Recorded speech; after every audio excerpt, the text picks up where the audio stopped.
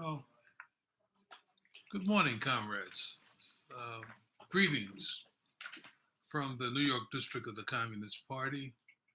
Um, I hope you're having a wonderful experience at this very important school.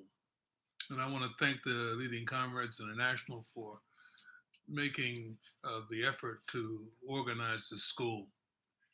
It's a very important school in the life of our party.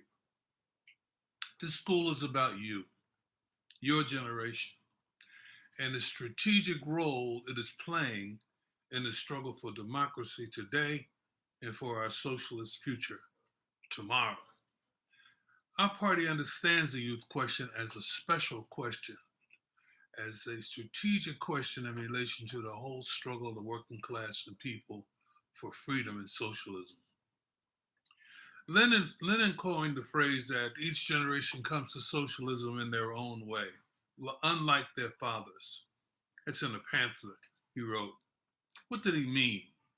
Well, each generation faces different problems, challenges, and lives under different conditions and stages of struggle, and they reflect that.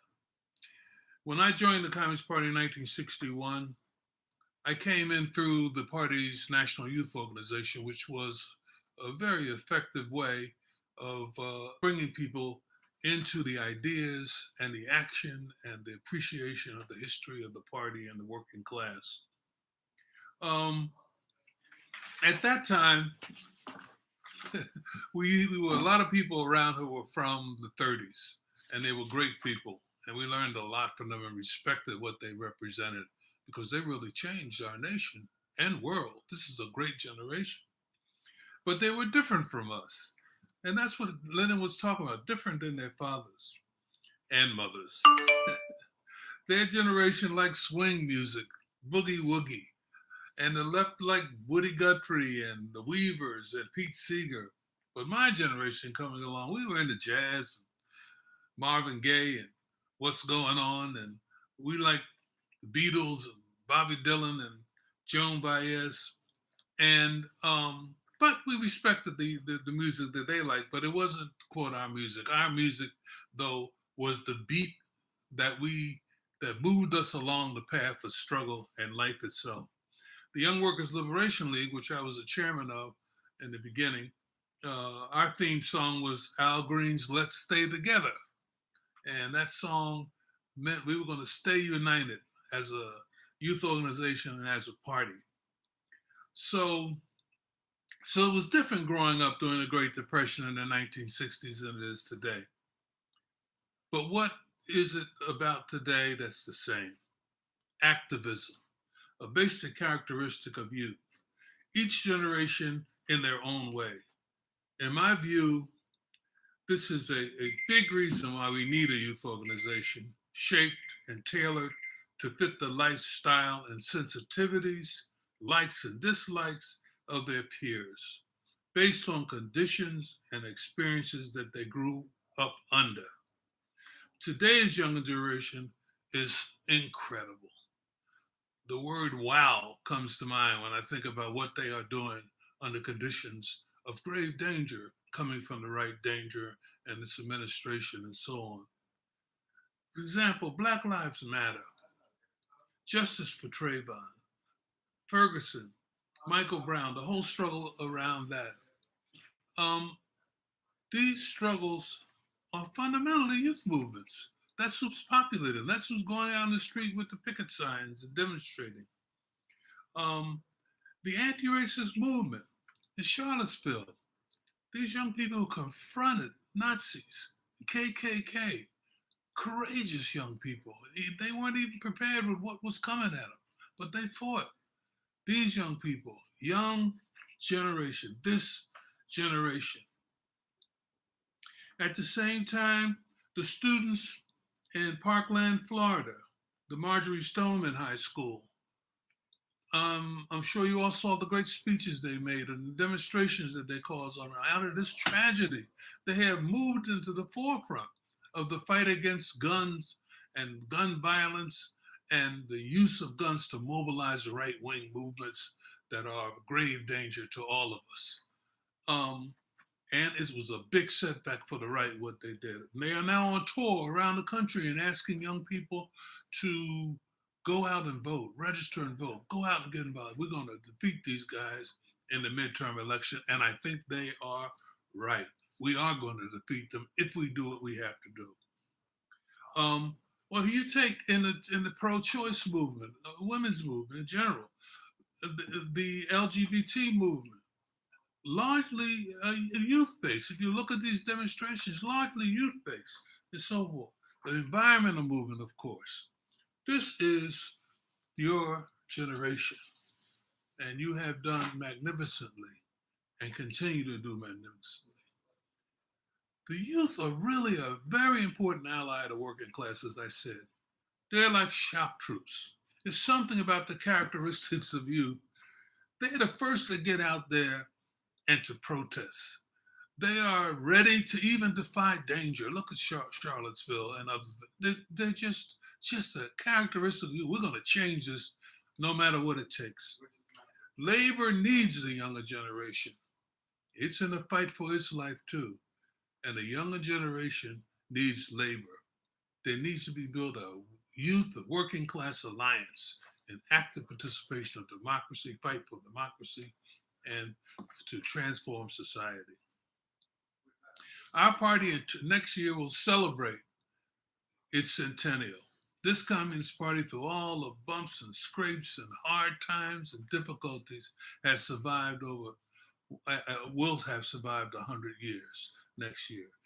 That year is our convention, so we have much to celebrate. The party's understanding, though, this is the point I want to make, and practice in building itself among and with youth has a lot to do with our surviving the fierce attacks of the ruling class. We are still standing, still fighting, a century of courageous struggle, and youth have played a big role in that regard. The future of the party is strong and good. If, as we build among the youth, we build for the future. The more class conscious youth in our ranks, the stronger we are as a party. This generation is good on the issue of racial equality and so forth. I mean, there's some examples that are negative, but overall, they vote in a progressive direction. They don't like racism and intolerance. They are for economic and social justice for all. And as the polls show, among youth, a plurality sees socialism as more favorably than capitalism. They don't like this 1%. They don't like what's going on in the upper circles. Well, this administration rests its whole existence on these things. So these youth, your generation are a major factor in the fight to defeat them. As we meet today, there is much talk of the deepening crisis of this administration in Washington, the Trump administration. Just one scandal after another. Trump, they found out, has lied 4,000 times since he's been in office, which was about 500 days. That's like 8 big lies a day. Incredible. 4,000 lies was just documented. He is the liar in chief. Why is Trump's administration and extreme right losing? And the early elections show that, and the polls show that. Why are they losing ground? Well, the media talks a lot about their mistakes. Bunch of crooks and all that who have been associated with them. Major people have come in that administration and left and so forth, but they say it's mistakes.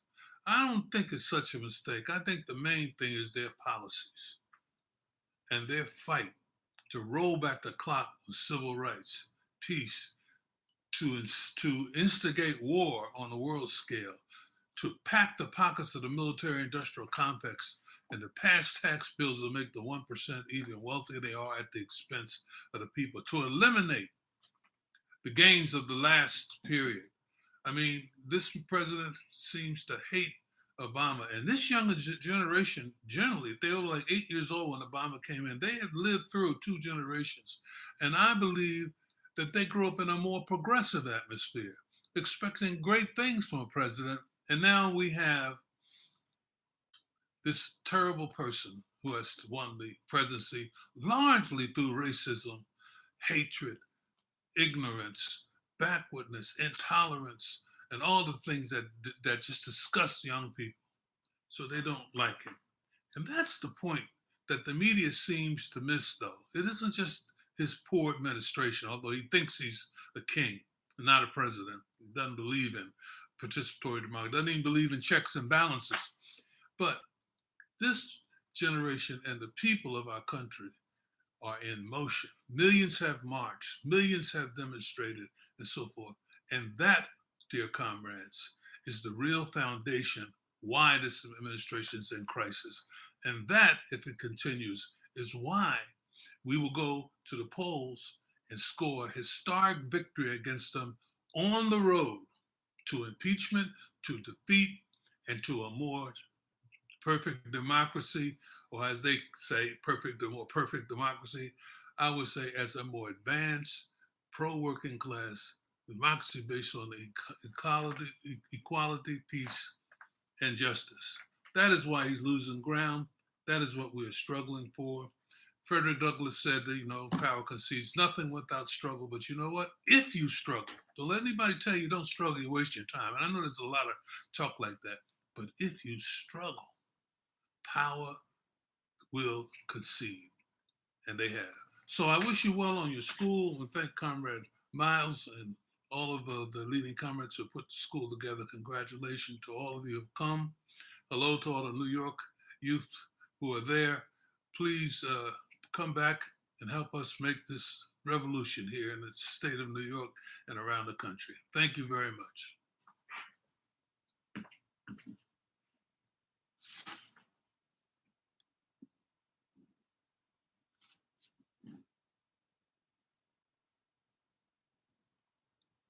It was 12 minutes.